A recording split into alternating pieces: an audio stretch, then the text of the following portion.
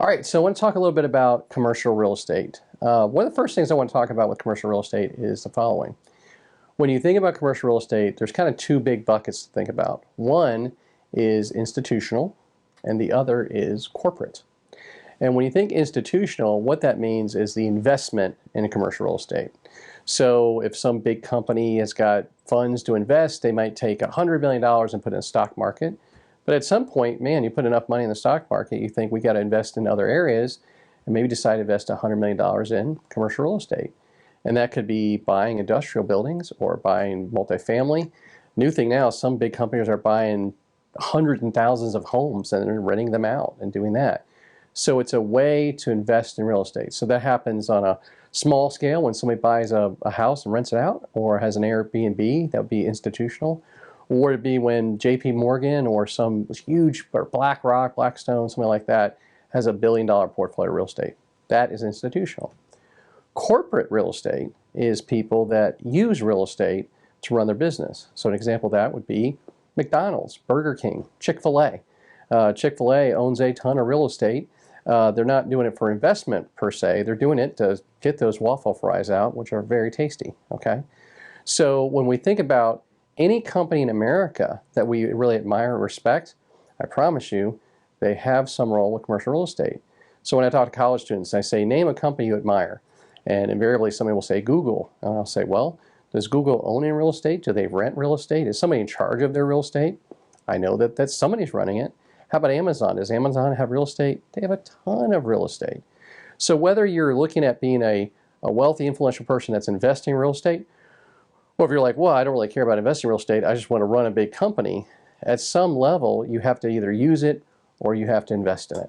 And if you're bringing that course back to a human level, it's just you got to live someplace. So if you're going to own a home and you're building equity, that's great.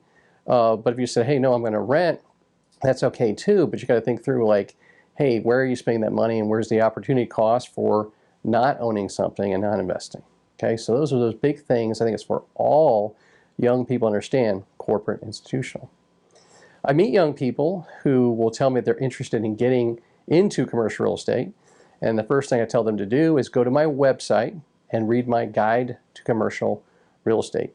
And it's a short read, it's 12 or 14 pages, something like that.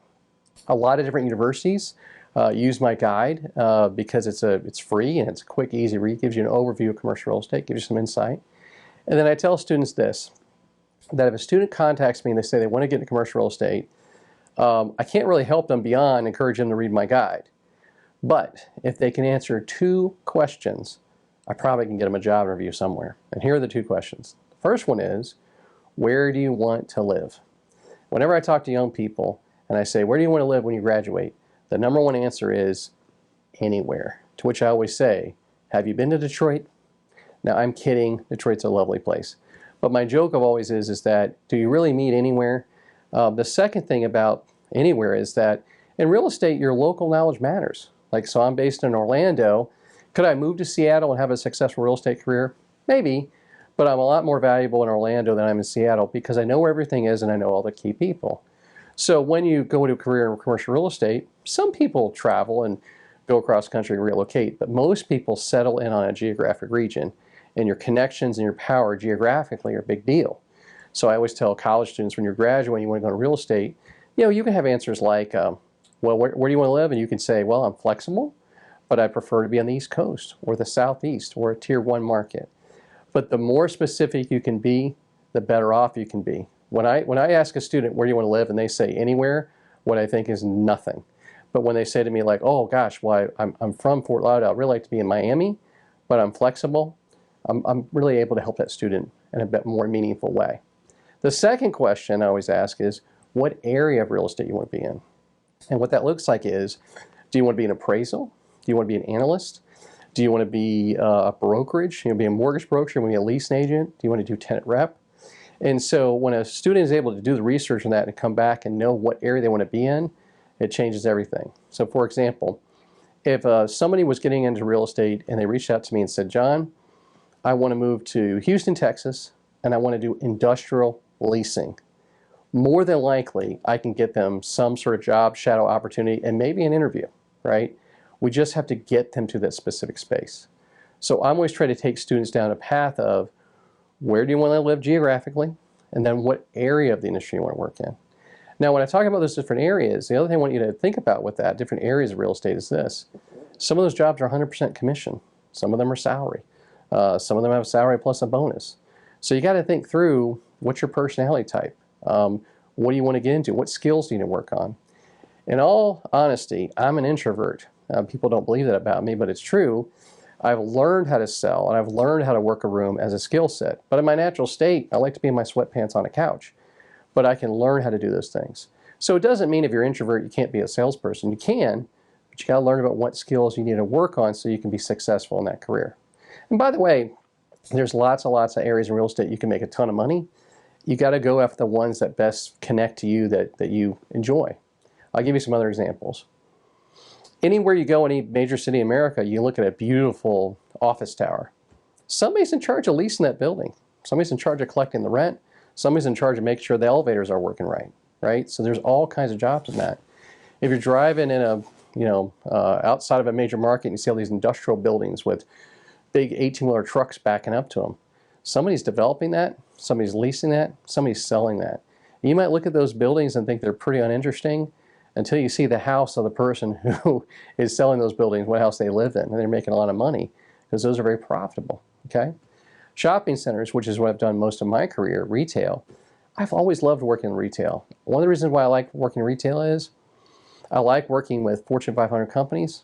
I love working with mom and pops. I love working with mom and pops when the people that run that business were born someplace else. They moved to America, they've risked everything, and now they own 5 locations. I love that. I just love hearing people's stories and looking at how hard they've worked and making an impact. It's so cool, right? So you got to research all these different areas. Which one connects more to you, and who do you want to be doing deals with, negotiating with? I'll tell you this other thought is this. When I meet with young people and I'll say, what area of real estate do you want to work in? The number one answer by far is developer. I think because it sounds really cool at a party. I also would say is developers, they're the top end of the food chain. Like the people that make the most money in the industry are the developers. They're also the most likely to go to prison. They're the most likely to commit suicide. They're most likely to go bankrupt. And I've seen all those happen in my career. And I don't mean that as a joke. What I mean is that being a developer is a very high-risk job. Very high risk. It takes the right kind of person to be successful at it.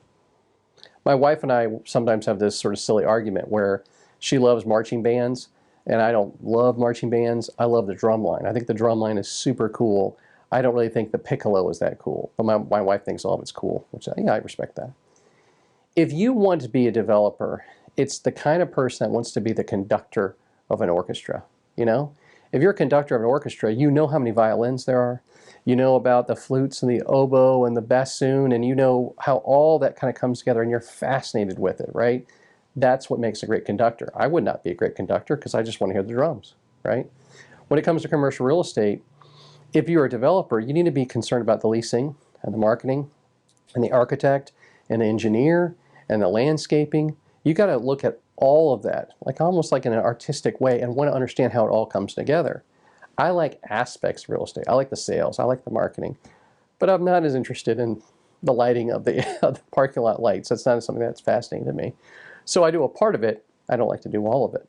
So I always tell young people looking to get in this business, don't get so locked up on trying to make the most money. Get locked up on the part that you really want to dive in the hardest and get your arms around, and you're going to do fine. And if you really are somebody that wants to learn all about it, you can really look at becoming a developer. And then the other last thing I would say about it is that when people start talking about investing in real estate, investing in real estate is for the big boys. I would not get into that world unless I had the rest of my financial house in order. I'd pay off debts. I would max out a 401k IRA. I would make sure to have a basic stock brokerage account. I'd have a good little savings plan, and I'd have good income, and then save up some money to invest in real estate. People who have none of that and try to invest in real estate, it's not a good place. You gotta understand you can make a lot of money in real estate, but it tends to be not very liquid, and it can get very, very dangerous. So have your house in order before you start investing in that. And with all that, those are all little resources we can help you out from Crossman Career Builders.